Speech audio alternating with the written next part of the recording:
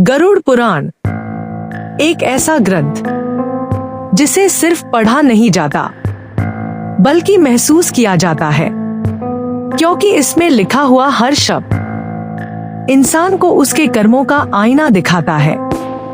हम इस दुनिया में रहते हैं, अपनी जिंदगी जीते हैं, अपने फैसले लेते हैं, लेकिन एक सच्चाई ऐसी है जिससे कोई भी इंसान बच नहीं सकता, और वह सच्चाई है मृत्यु। लेकिन क्या मृत्यु सब कुछ खत्म कर देती है, या फिर मृत्यु के बाद शुरू होता है एक ऐसा सफर जहां हर कर्म का हिसाब लिया जाता है? गरुड़ पुराण के अनुसार मृत्यु के बाद आत्मा अपने शरीर को छोड़ देती है, लेकिन उसके कर्म उसके साथ ही रहते हैं। वह हर अच्छा काम और हर बुरा काम जो उसने जीवन में किया होता है, सब कुछ उसके साथ जुड़ा रहता है, और यही कर्म तय करते हैं कि आत्मा को आगे क्या मिलेगा, सुख या दुख, स्वर्ग या नरक। लेकिन सबसे बड़ा सवाल यही है, आखिर ऐसे कौन से पाप हैं जो इंसान को नरक की ओर ले जाते हैं? क्या सिर्फ हत्या या चोरी जैसे बड़े अपराध ही पाप हैं, या फिर हमारी रोज की छोटी छोटी गलतियां भी हमें उस दिशा में ले जाती हैं? गरुड़ पुराण कहता है, पाप सिर्फ वह नहीं है जो दिखाई देता है, पाप वह भी है जो इंसान सोचता है, वह इरादा जो किसी को चोट पहुंचाने के लिए पैदा होता है, वह भावना जो किसी के लिए बुरा चाहती है। वही असली शुरुआत होती है पाप की। सबसे पहला और सबसे बड़ा पाप किसी निर्दोष को कष्ट देना। जब कोई इंसान जानबूझकर किसी कमजोर व्यक्ति को दुख देता है, उसका हक छीनता है, उसकी मजबूरी का फायदा उठाता है, तो वह सिर्फ एक गलती नहीं करता, वह अपने जीवन में एक ऐसा कर्म जोड़ता है जिसका फल उसे जरूर भुगतना पड़ता है। गरुड़ पुराण में वर्णन आता है, ऐसी आत्माओं को मृत्यु के बाद ऐसी जगह भेजा जाता है जहां उन्हें वही पीड़ा कई गुना होकर महसूस होती है। वे जितना दर्द दूसरों को देते हैं, उन्हें उससे कई गुना अधिक दर्द सहना पड़ता है। दूसरा पाप, माता पिता का अपमान। जिस घर में माता पिता का सम्मान नहीं होता, जहां उनकी बातों को नजरअंदाज किया जाता है, वहां कभी भी सच्चा सुख नहीं टिकता। गरुड़ पुराण के अनुसार जो व्यक्ति अपने माता पिता को दुख देता है, उसकी आत्मा को मृत्यु के बाद भी शांति नहीं मिलती।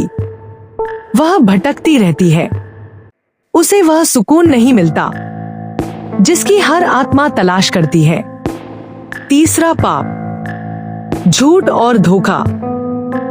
हम अक्सर सोचते हैं कि झूठ बोलना एक छोटी सी बात है, लेकिन जब यह आदत बन जाती है, जब इंसान अपने फायदे के लिए बार बार झूठ बोलता है, किसी को धोखा देता है, तो यह सिर्फ एक गलती नहीं रहती, यह एक ऐसा पाप बन जाता है जो उसकी आत्मा को धीरे धीरे कमजोर कर देता है।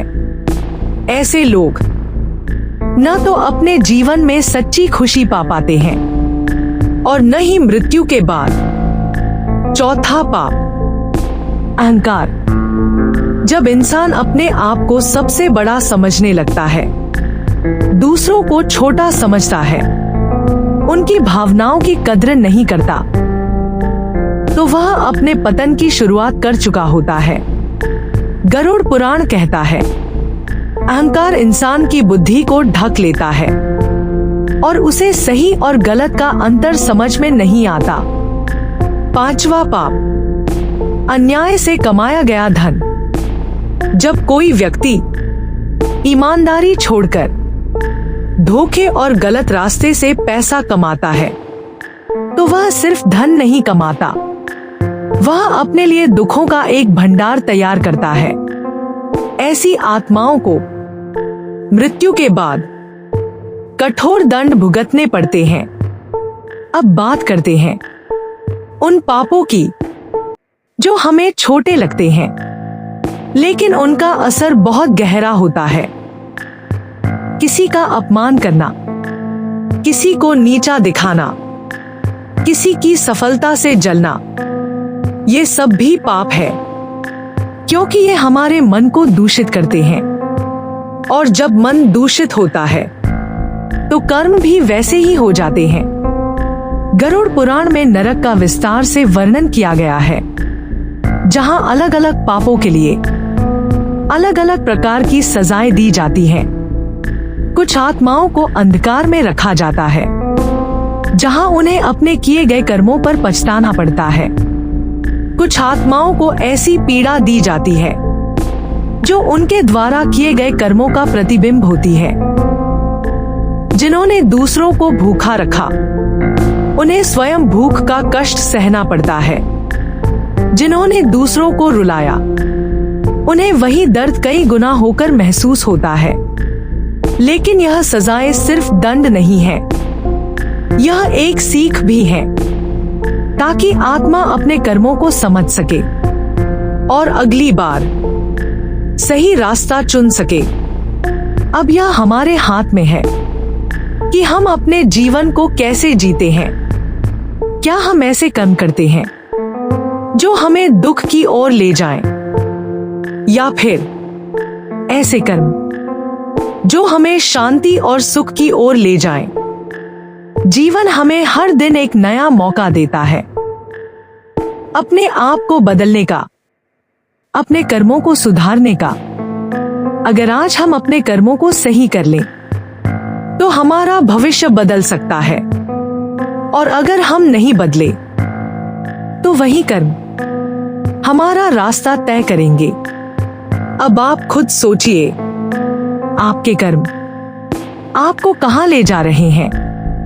अगर यह बात आपके दिल को छू गई हो तो इस वीडियो को जरूर पसंद करें, और ऐसे ही गहरे ज्ञान के लिए चैनल को सब्सक्राइब जरूर करें, और कमेंट में जरूर बताइए, क्या आप मानते हैं कि हर कर्म का फल जरूर मिलता है। जय श्री कृष्णा।